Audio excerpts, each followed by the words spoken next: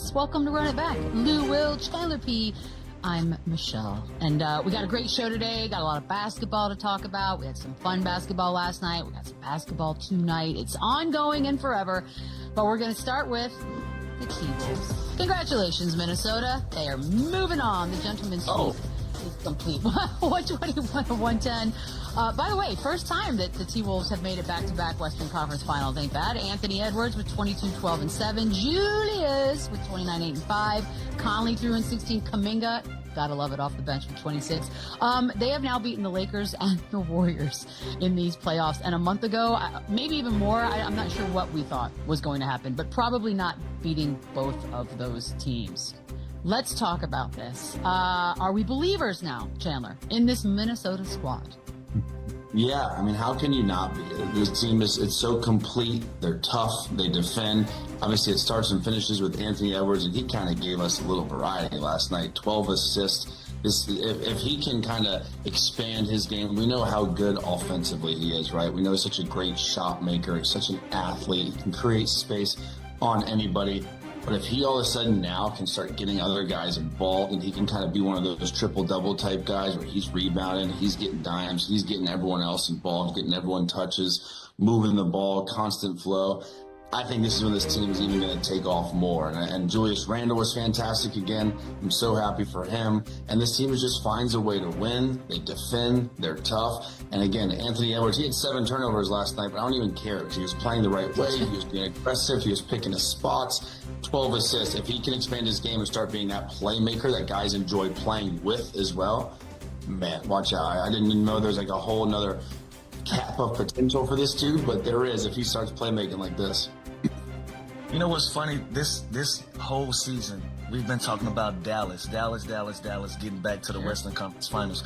Not one time did we talk about Minnesota getting back. Like, not once did we mention this team having a chance to get back to the Western Conference Finals. And they took care of business. Last night, they didn't play around. They didn't play with their food at all.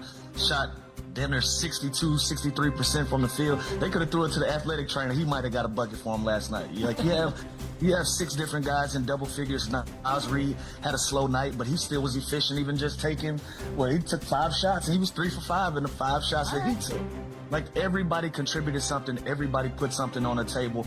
Mike Conley was a pleasant surprise to have a big game. You love to see the OGs and the vets have big games and get you over the edge.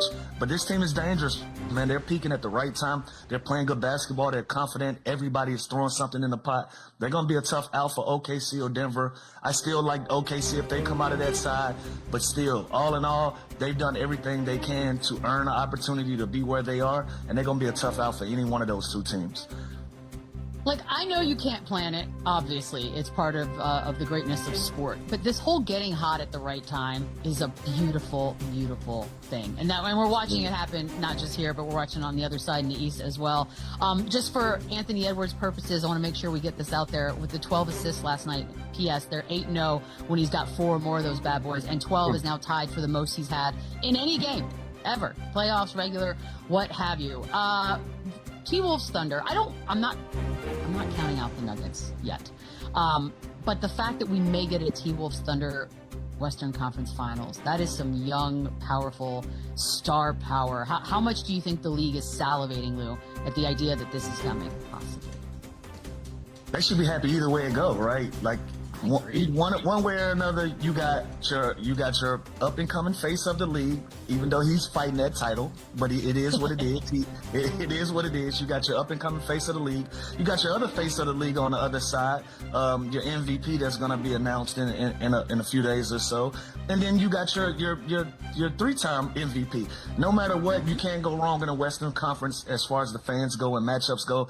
You can't go wrong. This is what you wait for. This is what you expect. This is what the playoffs is all about. You want to see the best of the best going up against each other, so it's no excuses. Everybody that you would want to be involved is involved. You're going to get some high-power matchups one way or another, so it don't even matter to me. Yeah, you can't lose, right? Like, you have the best player in the world, Jokic. You have 2 young guards that are going to be guarding each other, and they're more of obviously same positions. So that'll be fun. No doubt if it gets to Minnesota, Oklahoma City, I think Lou Dort is obviously the guy that's going to start on Anthony Edwards. and McDaniels would probably start on SGA, but they're going to spend some time on each other. And these are two of the best guards, not young guards, two of the best guards in the NBA, two of the best basketball players in the NBA. And they are the face of the NBA, whether they like it or not. So I think either way, we're set up for an unbelievable Western Conference final. But it's crazy. We expected, the Nuggets to be in the mix. We expected the Thunder to be there. No, like Lou said, no one really talked about this Minnesota team, and the same thing with Indiana. Both these teams started off slow.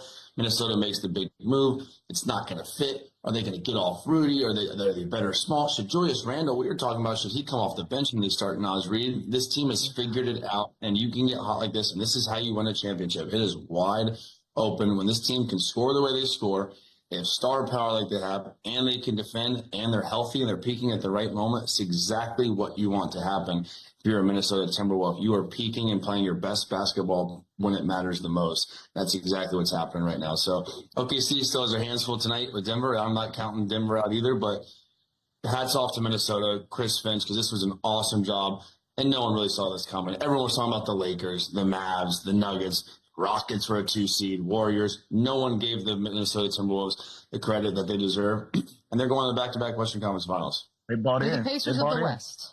That's what they should put on the shirts.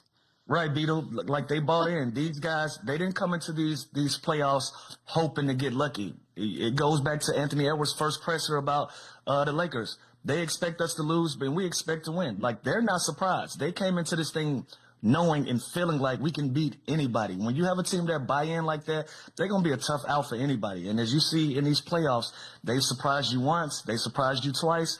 Now they're going to keep going. Let's see what they do in the next round to try to get to that ultimate goal of being in the NBA Finals.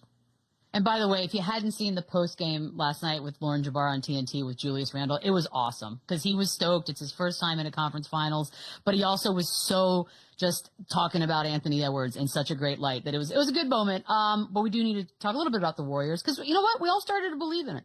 But then the Steph Curry injury happened, and unfortunately for anybody, that is just too much to overcome.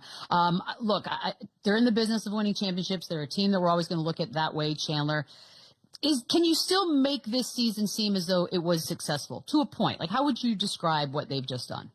Yeah, I think it was a huge success. You go and get a Jimmy Butler at the trade deadline. You have an unfortunate injury with Steph Curry where this series kind of shifted immediately when that happened. You kind of knew that they were doomed when that happened, but listen, they got better at the deadline. They extend Jimmy Butler for 2 years. They have assets to continue to get better. They do have a huge decision to make here on Jonathan Kuminga because he was one of the assets they wanted to hold on to, but then they didn't play him. And so, not that they devalued him, I think he's kind of brought that back up and kind of answered all those questions, whether he can play or he can be that guy that a team's going to go and throw a huge contract at in restricted free agency this summer. But they definitely are there. They have the pieces. They have Steph Curry coming back, who just came off a great year. His hamstring, he's going to have a full off season. It's not like he's going to have to require surgery. It's not like he's going to miss that much time. Obviously, they're getting a year older, him, Draymond, Jimmy, but you tweet